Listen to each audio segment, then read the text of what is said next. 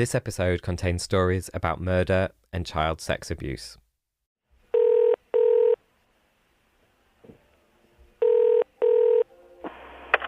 This is a logbook entry from November 3rd, 1983.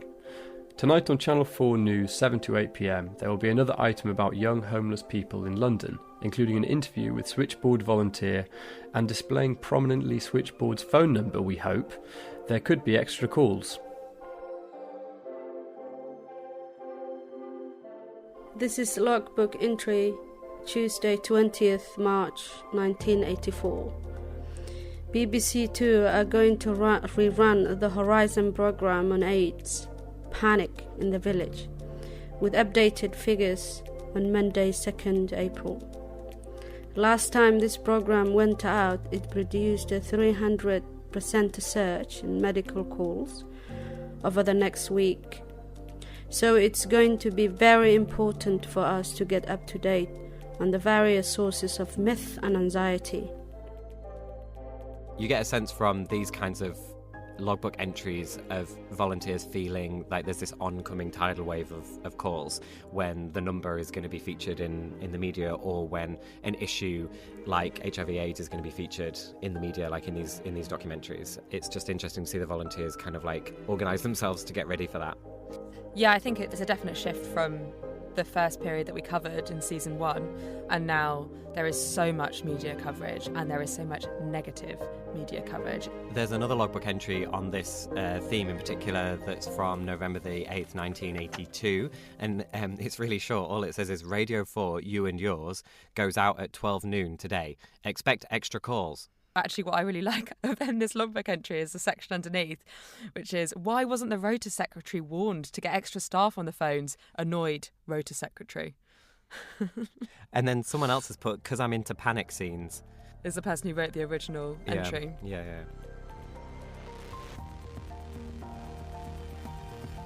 You're listening to The Logbooks, stories from Britain's LGBTQ+ history and conversations about being queer today. In partnership with Switchboard, the LGBT+ helpline. I'm Adam Zmith. And I'm Tash Walker. In this season, we're reading through the notes made by the volunteers who took calls between 1983 and 1991. This is episode 5, Expect Extra Calls. And the theme is the media.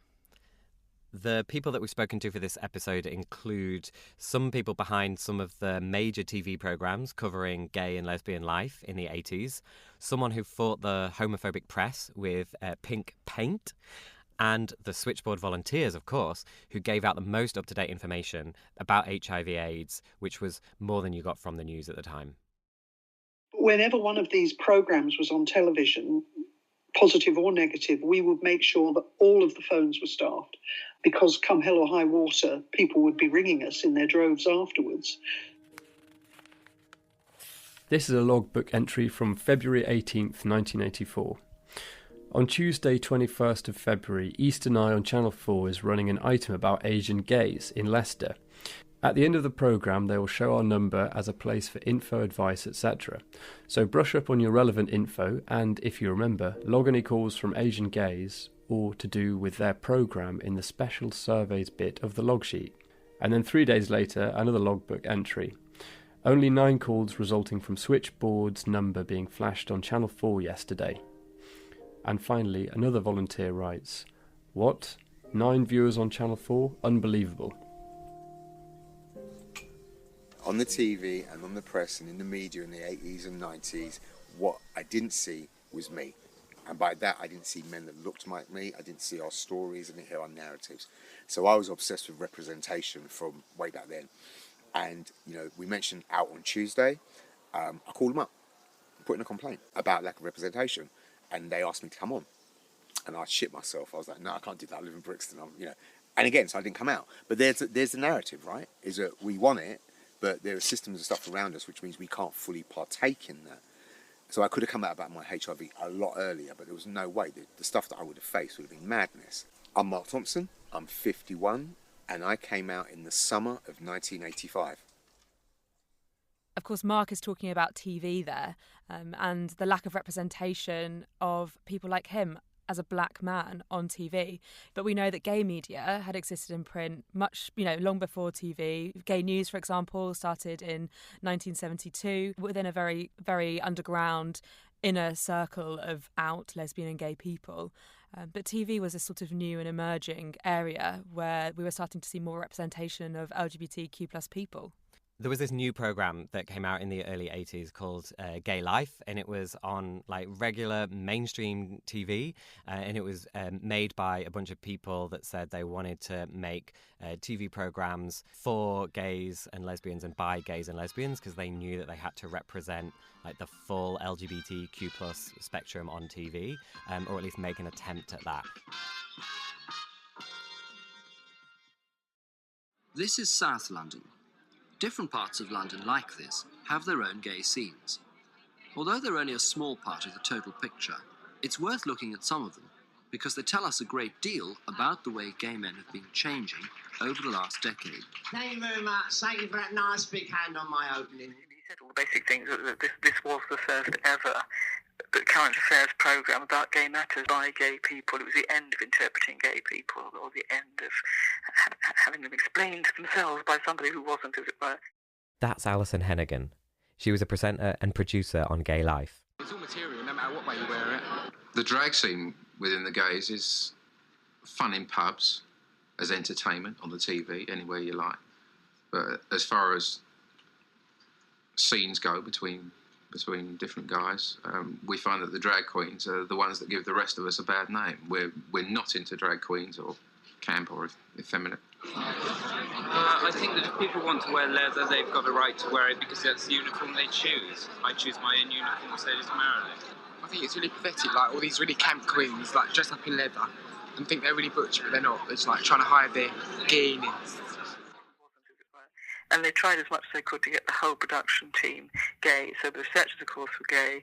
The head of cinematography, though not gay, was female, and that was quite important, because it was very unusual at that point, but she was a very, very well-regarded cinematographer.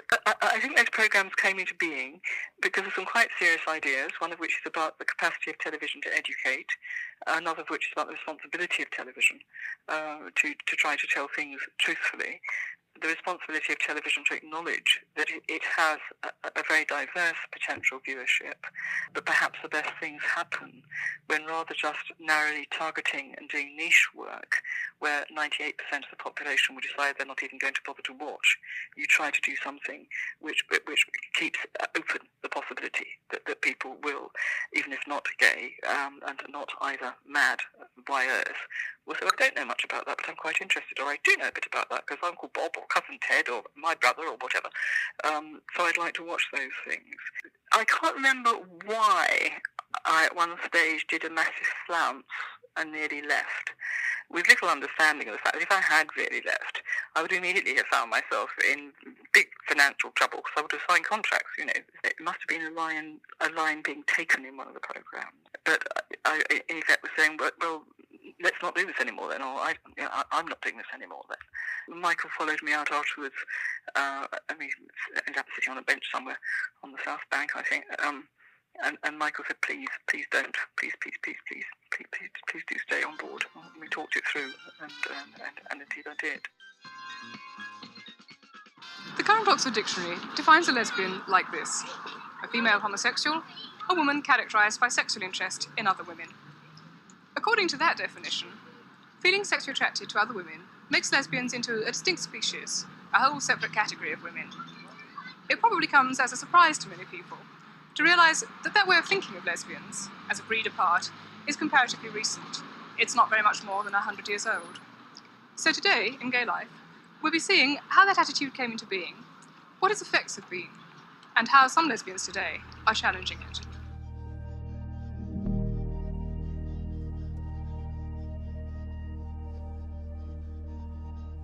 To have a TV programme made by lesbian and gay people is groundbreaking, really, is what it is. But I think you have to be careful to navigate that when you've been a super maligned community. And we've got some Switchboard logbook entries about how Switchboard handled this issue about where it wanted to appear as a charity, right? This is a logbook entry from the 8th of December 1988. Jeff, in inverted commas, of Pilot, which was a Christian anti-gay group, is once again advertising his counselling for the homosexually inclined in the music magazine NME. And then in brackets, next to our ads, ? And elsewhere. You can ring him on the number advertised to check out his services. It's a pretty depressing experience. Basically, the NME will withdraw his ad if they receive letters, not phone calls, complaining that it is misleading. The ad gives a sympathetic impression. Please can volunteers, especially NME regular readers, write and complain. Jeff pops up at regular intervals and is funded by right-wing family and morality groups.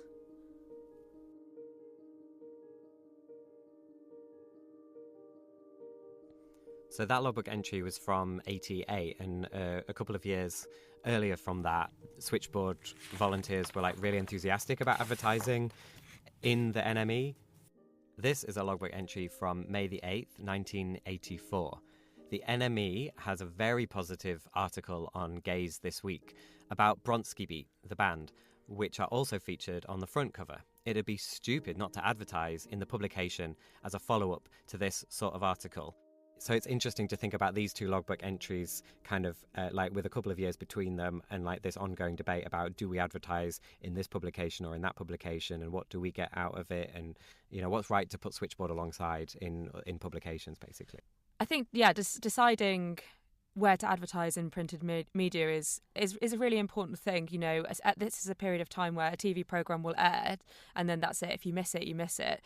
Something goes out in a magazine, in a newspaper, it's there. These are things that we still talk about today. I think printed media is still a really important way to communicate out to people who might need Switchboard's help. I think it's really interesting as well in that first entry that I read about the conversion therapy, effectively, and how this is something in 2020, when we're recording this now, that it still has not been banned in the UK. As with all of these things throughout the logbooks, when we look back, we have to look today and we have to look forward. And that, I think, is really shocking.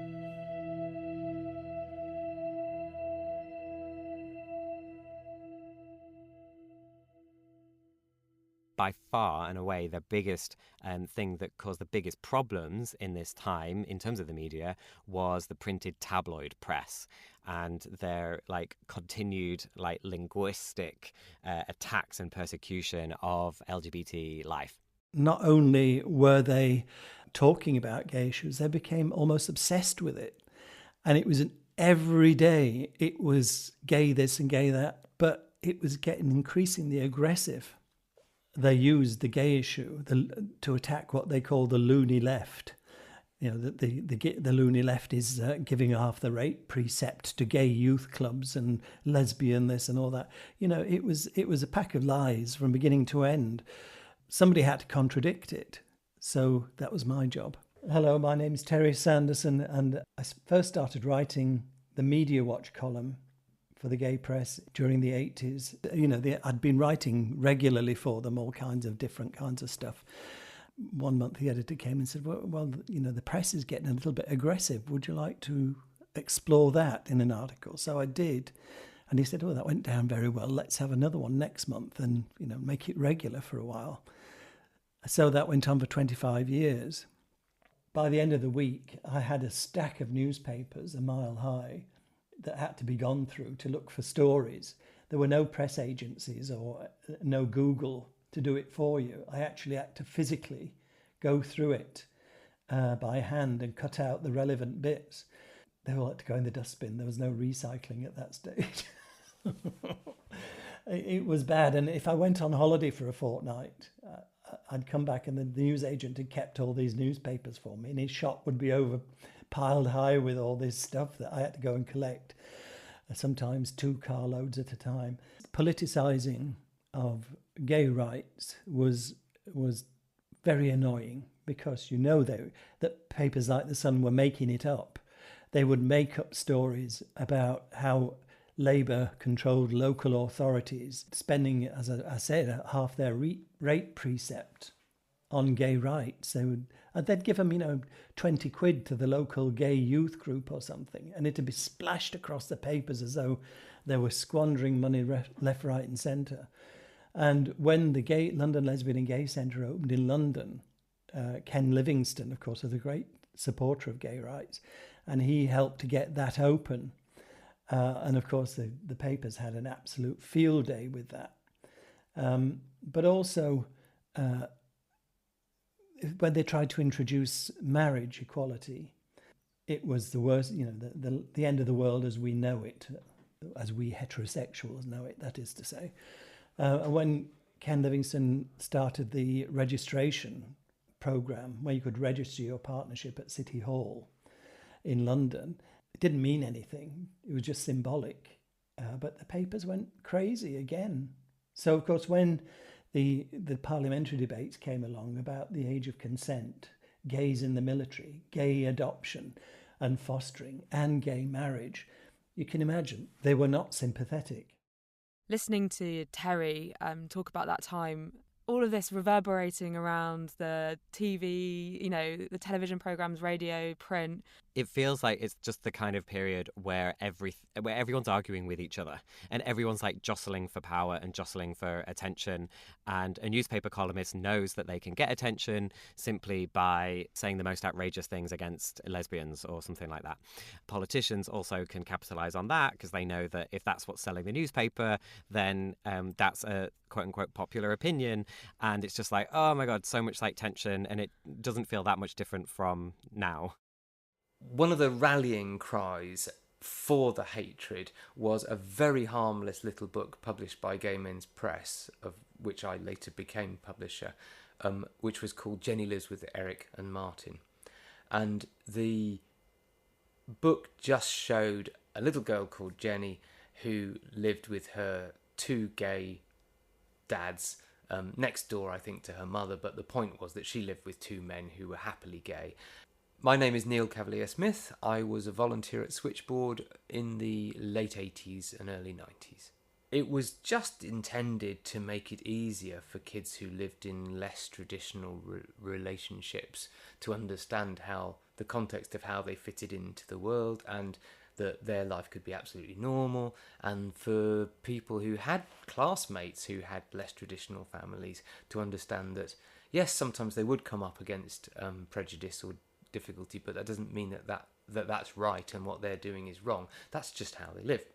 It unfortunately had a typical Scandinavian image of the whole family rolling around in the duvet without pyjamas on. So, I mean, one can't see whether they were wearing bottoms, but they certainly weren't wearing pyjama tops. But in 1980s England, it just gave grist to the mill, to ammunition to the campaign of people who were sort of trying to equate homosexuality with something to do with child abuse. In the middle of this period was the Local Government Act 1988, which controlled what local authorities could and couldn't do, including how to spend their money. And Section 28 of that act was the thing that stopped local authorities from spending money on any recognition to do with homosexuality. Things around the world were getting very much better. But in the UK, things were going into reverse, and this new law, Section 28, 27, 29, as it got renumbered as it passed through, became Clause 28. It was aimed at preventing local authorities from allowing youth groups to meet. It was aimed at preventing books from getting into education resource centres and schools.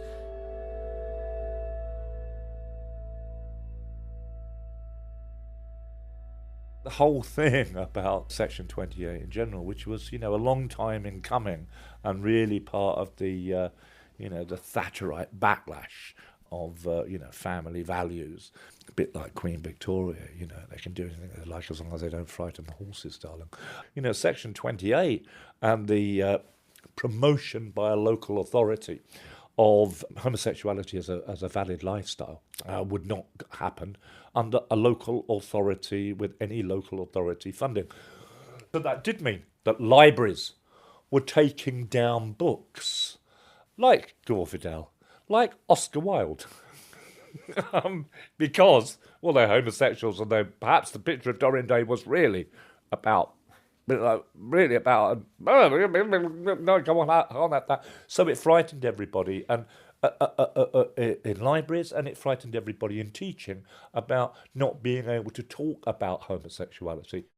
It's really horrible to look back at these entries, at these people's memories, at these stories, and think about what was at stake here, whose lives were at stake here, and as us, as two like queer people now in our 30s, the impact of this legislation that was passed on us as well. Mm-hmm. Right. Because they were then linking gay rights with child abuse. We've got to protect our children from the sodomites and all that kind of stuff. And again, it was the Christians who were leading the charge, but they had an awful lot of support in the newspapers, column after column after column, really, really hostile.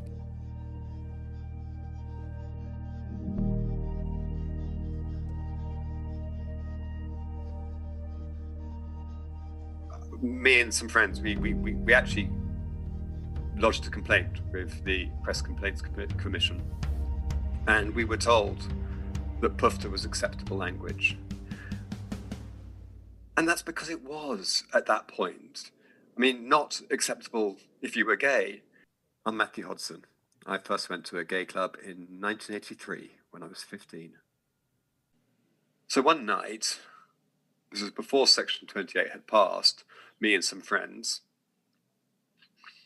I have to admit, we had a few drinks, and we just went and bought some paint, and we literally painted Fleet Street pink. We daubed pink triangles over all the newspaper offices in Fleet Street until we got arrested. And it was kind of like, it wasn't even that we were trying to do it and not get arrested. We wanted to make a point. We wanted to get the attention, because it felt like when we tried to pursue the normal conventional channels, no one paid any attention. We were just dismissed, and we were so angry and so frustrated that our lives were being traduced in this way that we had to do something. We had to take action.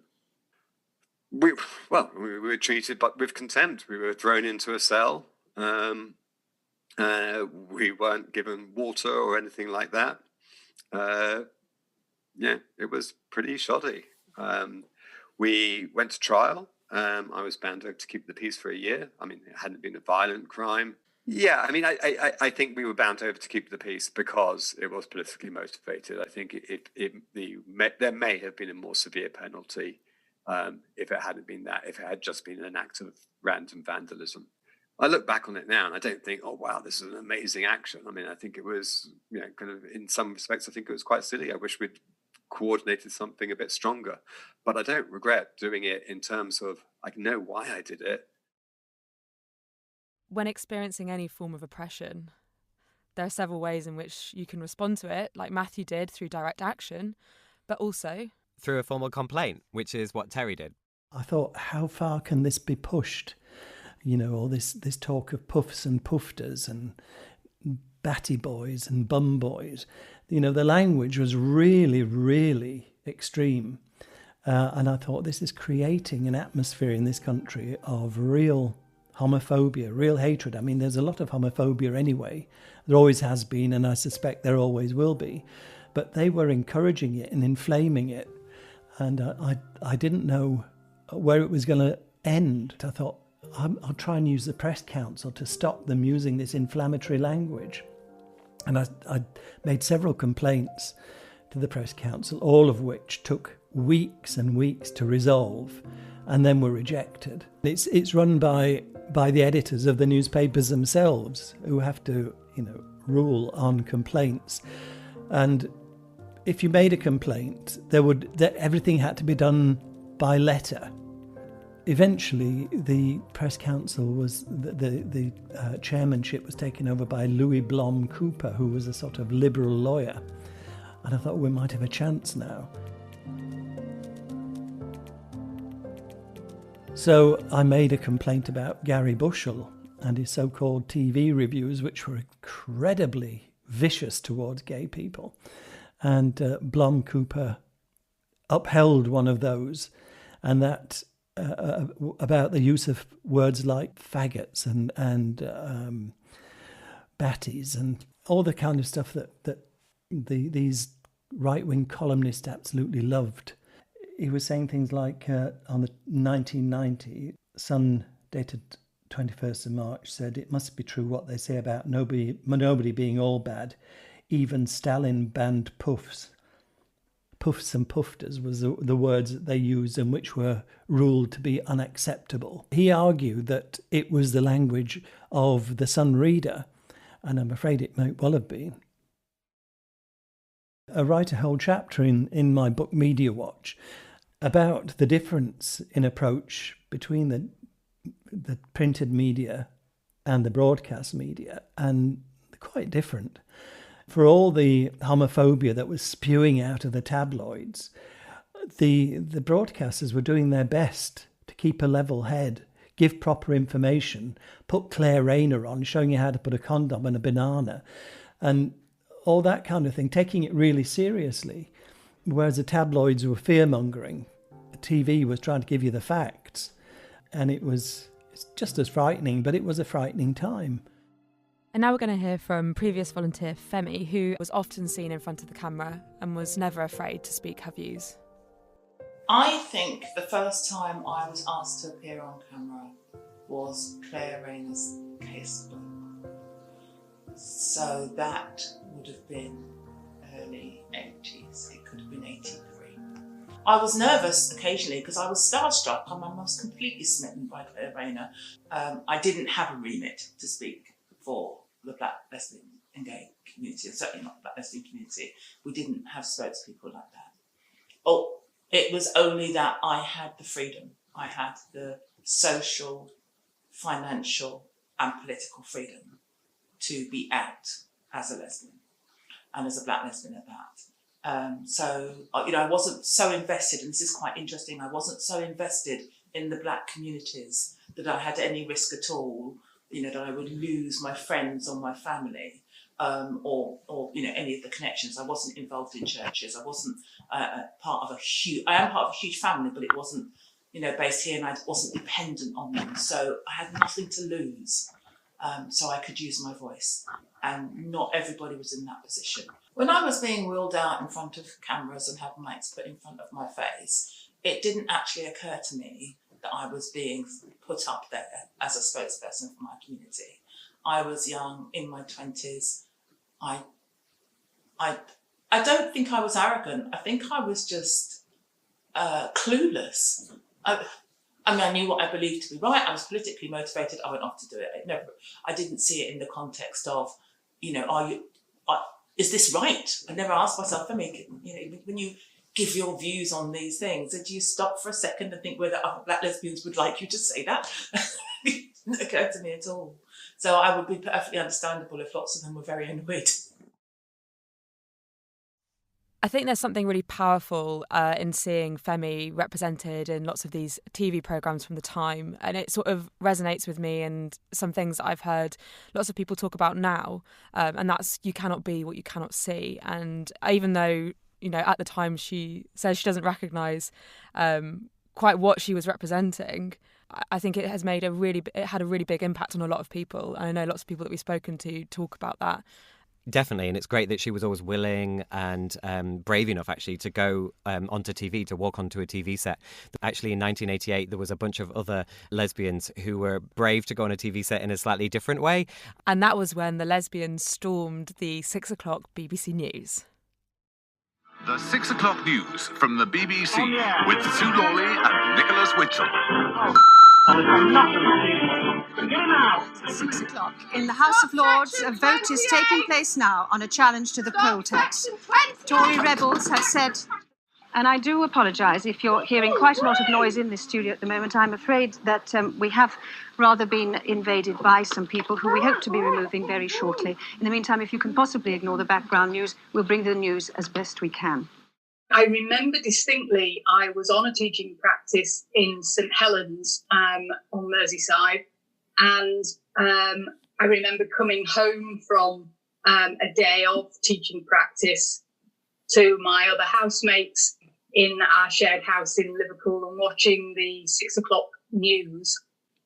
My name is Catherine Lee, and I started to train to be a teacher in 1986.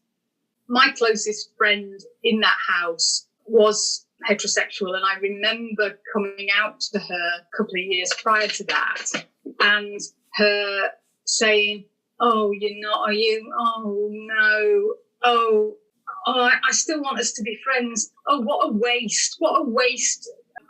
I remember the 5 of us in the house, and we'd not lived together that long. We were cooking for the whole house. So I remember that myself and one of the other girls had cooked a very disastrous meal that involved corned beef and potatoes. I think it was fairly dreadful. The sofas were really uncomfortable. I think they were meant for conservatories because they've got kind of like cane arms and cane sides, and it was not a very nice place to be. But we felt so independent, having living away from home and living together. And I just remember feeling that it was something serious, but not sort of wanting the ground to swallow me up and wanting it to go away.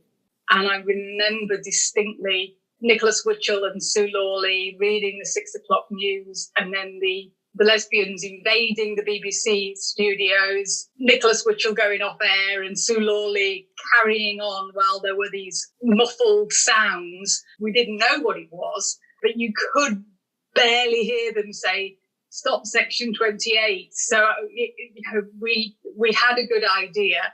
The house that I shared, there were 5 of us, all training to be PE teachers.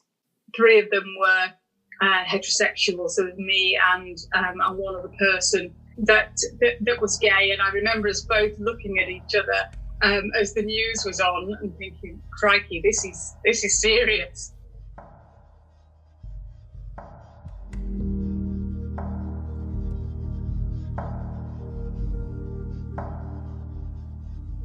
If we look back on season 1, which started just after the partial decriminalisation of homosexuality in 1967, one thing that certainly feels like we're going back in time now in season 2 is a representation of gay people in the tabloid press, especially when it comes to crimes. That's right. There was this case known as the Brighton Boy case in 1983, and the way that the media handled that is, I think, really telling of the theme that you're talking about, Tash. So this was a boy in Brighton. He was 6 years old. He was abducted by 3 men and sexually assaulted and left in the street. Now, because he was a boy and the perpetrators of that crime were men, the tabloid press conflated homosexuality with that level of paedophilia and abuse and criminality. And if we look at some logbook entries from this period of time, it gives you the sense of feverish atmosphere that was leading up to Section 28. This is a logbook entry from the 19th of August 1983. Man phoned saying, "Watch your mail," threatening bombs aimed at gay centres because of the Brighton Boy. And then another volunteer has written under that, later that day, a second bomb threat: "If that boy dies, don't you have enough bums to fuck?" Which is, like, I mean, that's something really threatening and kind of horrendous. Can't imagine getting that phone call. Yeah.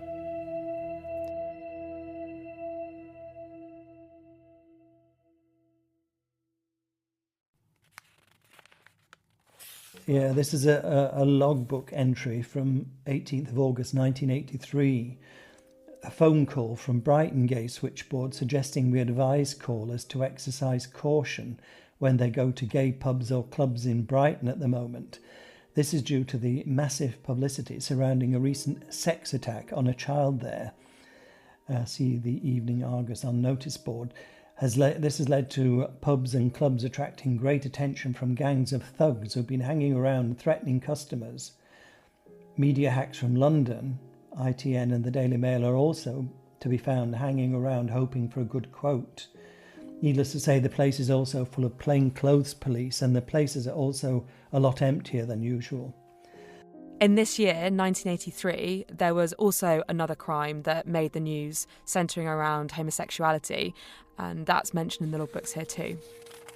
This is a logbook entry from October 26, 1983. Beware, both the Black Cap and the Golden Lion have so far been mentioned in press reports of the Nilsson trial. Should we caution callers to be on their guard, since the location of both these pubs is now available to a large number of potential queer bashers. Dennis Nilsson was a mass murderer of gay men. He murdered at least 12 young men between 1978 and 1983 in London. And this was a gift to the tabloid papers because, of course, here we got a gay mass murderer. And it gave them the opportunity to paint this awful picture of gay life in London, you know, the awfulness of squalid and seedy pubs where aimlessly drifting young men would congregate and be shark bait for people like Dennis Nilsson. And it really was awful. I mean, in the Daily Mail wrote, there are middle-aged homosexual sharks who know that to homeless young lads, seduction might seem a small price to pay for a few nights in a warm bed. It gives the impression that Dennis Nilsson found it easy to find these vulnerable young boys and take them home and murder them. But the picture, the overall picture that they were painting of gay life in London was so squalid, it made it sound like, you know, the dregs of society. And yes, there are seedy places in London, but they're not all gay. Although they were drawing attention over and over again to the fact that this was a gay killer killing gay men, never once did I hear Peter Sutcliffe, the Yorkshire Ripper, referred to as a heterosexual man or a straight man murdering straight women. There just didn't seem any justification for them drawing attention constantly to these people's sexuality. I mean, it was tragic, you know, for these young people to be murdered was a tragedy, and they were reduced to being just lumps of sordid flesh as far as the papers were concerned. Oh, well, my memories of Nilsson are very complex because I knew the last person he killed, Stephen, and that was very difficult. I was working with Stephen through a homelessness project in the West End at the time, so that was horrible and very close to home. I mean, we're talking decades ago, but it was a real whoa at the time. And it was a shudder that went through the kids who were homeless in the West End because he was a very popular character there. But there were real issues with paedophiles who tried to get onto our accommodation service and later our employment service. Real issues with paedophiles trying to even, you know, get involved with us in other ways. And we kept a list throughout the 80s. It was a very quiet list, but it was a list in the front of the accommodation service, a list in the front of the employment service, and a list in training group of people who we considered were at the very least dubious, and in some cases convicted paedophiles who we did not want anywhere near us. God, that's quite chilling, isn't it, from Lisa?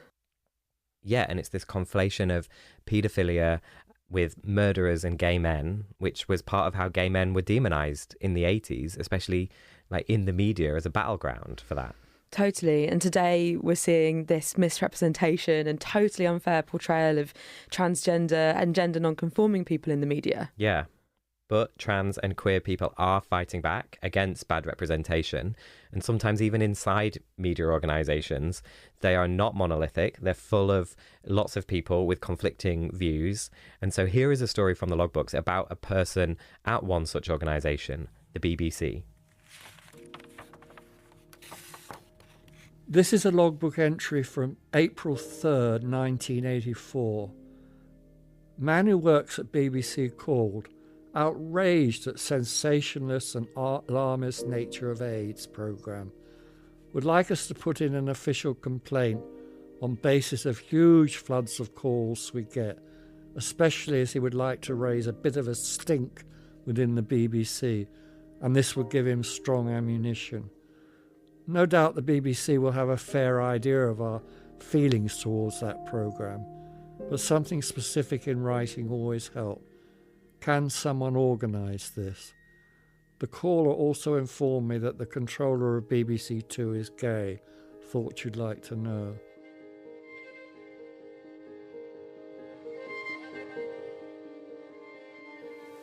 We thought about how to reflect on the media today, and we realised here at the logbooks that we are the media. That's right. Adam is a former journalist. Shivani is a current journalist. and I'm on social media. So we thought we would have a chat with Shivani about how the media is today. It's really weird being on the side of the mic. So we talk a lot about representation in the logbooks, both behind the scenes and also throughout the podcast episodes. Is there anything that you can think of that makes you reflect back on that in the context of today? Mark was making a really good point in this episode about how he never saw any gay black men, and that's not to say there weren't any gay black men, it's just that they weren't being the ones who were put in front of the cameras or put in front of the microphones. And I think we have started to get better with that, but largely the LGBT representation that we do have in the media is still so cis and so white, and as things are trying to slightly progress and we're getting more and more aware of different intersections and intersectionality, there are people who are trying to eke out all of those different nuances and experience and lived experience. I think it's worth us just giving our listeners an update on what we're talking about when we're referring to cis and trans. So trans, when we're talking about that, means transgender, which means that you don't align with the gender you were assigned at birth. And cisgender is someone who does align with the gender that they're assigned at birth. Do you think that there's been more progress in who is telling the stories these days? Yes and no. I think it depends on what kind of stories are being told. If you're reporting on a news piece and there are straight up facts, those stories were largely told by straight people and cis people all throughout the history of time. And now those stories are still being told by largely cis and straight people. But that is the job of a journalist, to just say, to report the facts, to tell you what has happened. Now there are more initiatives and more queer people in media telling their stories, because I don't think it's been the case that queer people weren't working in the media industries.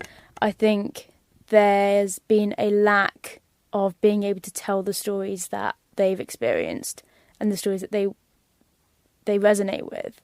Shivani, thinking about the point that you made about positive representation and visibility, could you tell us a little bit from your own experience about that? Okay, so I'm brown, for a record. I'm brown and queer, which means that when I walk down the street or when my picture is on the website at work saying, oh, this person's presenting this show, that comes up and people can see that I'm brown, and that's a really good bit of representation, and people need to be able, you can't be what you can't see, so people need to know that they've got opportunities in that area if they want to. And for me as a kid, when I was growing up, I wanted to see people who looked like me doing the jobs that I wanted to do. But if you're queer, largely, you can't tell that someone's queer, like unless they've got a badge saying, hello, I'm queer, which some people do, and I respect it, but you can't always tell. So I think in my role, I recently came out as non-binary on the radio, and I did that because I just thought it was so important to let people who may not necessarily feel like they've got a specific place in society or may not necessarily feel like they fit in with the very binary world that we live in, just let them know that it's okay to navigate this world that isn't necessarily built for you. Because, you know, I'll still fill out forms and it'll be like, are you a man or woman? And I'm like, dude, there's not a specific way to be. And that's the whole thing about there's no one way to look, male or female or non-binary. So I just feel like as somebody who has a position that can be a job that can be quite public and is public facing, it's almost like partly a duty to let the people who come after me know that it's going to be okay for them, because there are people there before them trying to pave a way that lets them live a comfortable life. But coming out publicly in that way also means people interpret you or project onto you the role of an activist. Well, I'm not an activist. I'm just living my life. And I think that that's what a lot of queer people are doing and LGBTQ plus people are doing. yeah, you're right. I mean, it happens so much. Like, someone will come out and then immediately they're asked to speak on 10 different issues that affect whatever community that they're part of now.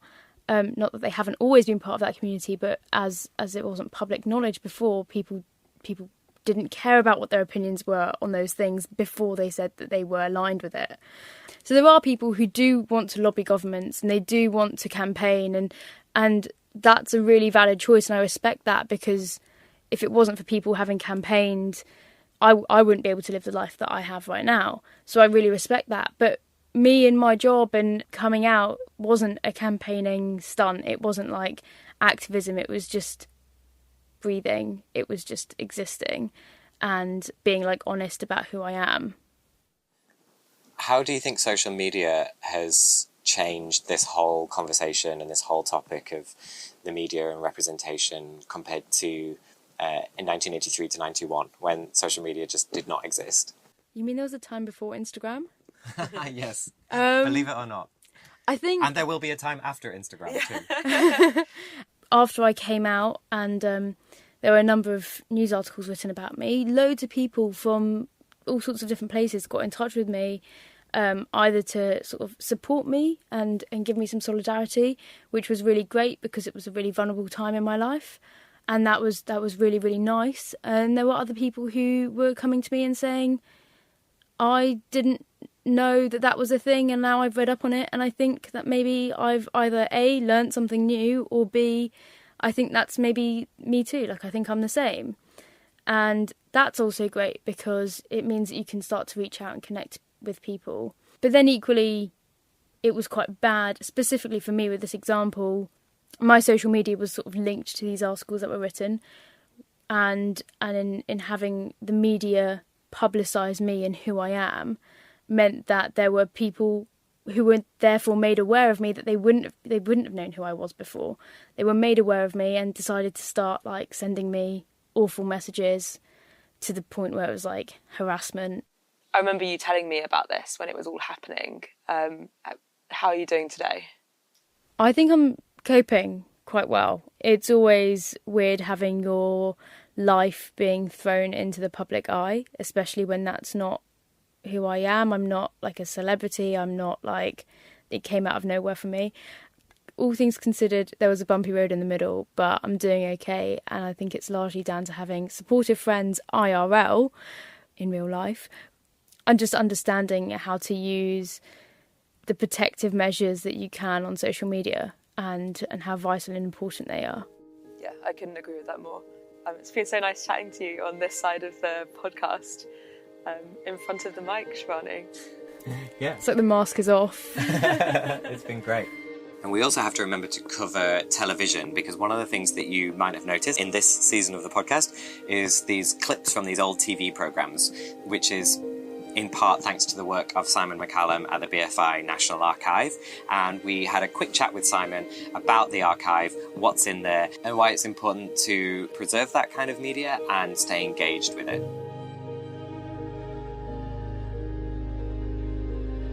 So the BFI National Archive looks after an enormous number of films and TV programmes. You're looking at over 1 million titles, actually. And of that, maybe 2/3 are actually television. A lot of people don't realise how much TV we look after.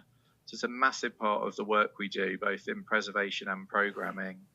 And one area that I've really been sort of digging down into in my time at the BFI is LGBT representation, both in film and television. My name's Simon McCallum, and I'm Archive Projects Curator at the BFI, which is the British Film Institute. In the 80s, the power of television really comes into its own when we're looking at how the HIV/AIDS epidemic began to be discussed and represented on screen, and it's really television that was important here as opposed to cinema. Whereas over in America, you had feature films like Buddies, groundbreaking films like that, Longtime Companion. But in Britain, it was very much a case of television kind of addressing and dealing with the epidemic. And that's not to say that it wasn't in a problematic way, because unfortunately, while there was some really compassionate kind of programming around AIDS that was specifically looking at the experiences of gay men, as the decade wore on and as Thatcher's kind of Conservative government started to dig their heels in, and it became increasingly moralistic with legislation like Section 28. The programming sort of took a step away from addressing the specific concerns of the gay community and started to focus on how the epidemic was a risk to the heterosexual population, or normal folk, as they sort of coded them very often in their language. And there's kind of interesting scenes in some of the documentaries about AIDS that were being made towards the end of the 80s, where the shift was very much towards young sexually active people. In some cases, they would talk about injecting drug users in Scotland, for instance. There was various pieces up in Scotland where there was a real, hub of the epidemic up there among drug users. So there would be these other groups, haemophiliacs, that were sort of focused on, but young sexually active heterosexuals became the main focus of both the government campaign and the broader media sort of depiction of the issue. And so you would get young people being interviewed saying that, why would you wear condoms? It's like eating a Mars bar with the wrapper on, and they're kind of going out to bars and interviewing these young people. And it's a reminder that it wasn't just about convincing gay men to wear condoms. It was about the wider population. And again, it takes us back to the famous AIDS advert in 87 and the sort of subsequent messaging from the government, which again, there was a lot of back and forth and arguing about the accuracy, the usefulness, the clarity of the message. And so nowadays, yes, we have many more channels of communication. We have social media. We have a lot more at our disposal and a lot more representation of all sorts of diverse groups. But yet at the same time, we're still in a position where we're very much arguing about a lack of clarity. So, in some ways, not an awful lot has changed despite the massive increase in communication. So there's a number of ways you can actually explore our collections now as we sort of digitise more and more of the archive. So online we've got BFI Player, where we've now got over 10,000 films from the BFI National Archive, but also partner archives around the UK. And as part of that project, which was called Britain on Film, there's a big collection called LGBT Britain, where you can explore various kind of examples of how the community was sort of represented in TV and film over the years. If you're in London, you really should visit our Mediatek at BFI South Bank, where we're able to make loads more stuff available that we can't put online for rights reasons. So particularly talking about TV, you've got incredible resources in there of television from the 80s and 90s. You could just get lost in those old TV programmes held by the BFI National Archive, or you could stick around here for the next episode of the Logbooks. Both equally appealing, but we're going to continue our journey from 83 to 91 through the logbook entries and stories about how queer people felt throughout this period of time.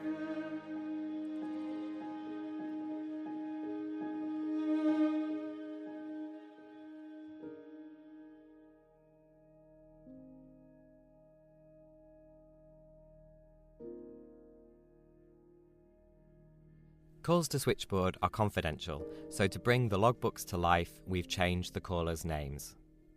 The Logbooks is produced by Shivani Dave, Tash and Adam Zmith, in partnership with Switchboard, the LGBT+ helpline. If you think other people would like the Logbooks, please rate and review us on Apple Podcasts. These ratings and reviews really help others to discover the show. You can send us your feedback and stories to hello@thelogbooks.org or join the conversation on social media with the hashtag #TheLogbooks. Our music is by Tom Foskett Barnes and our artwork is by Natalie Dotto. Thanks to Steph Dickers and team at the Bishopsgate Institute, the BFI National Archive, the folks at ACAST, Mace, the Media Archive for Central England, Peter Zaccaroli at West Digital, Content is Queen, the staff and volunteers at Switchboard, and all the contributors who shared their stories. Switchboard continues to take phone calls from 10 a.m. to 10 p.m. every day. If you're affected by any of the issues in this podcast or need to discuss anything to do with your gender identity or sexuality, you can call Switchboard on 0300 330 0630, email chris@switchboard.lgbt, or instant message via switchboard.lgbt, where you can also donate money or time to help.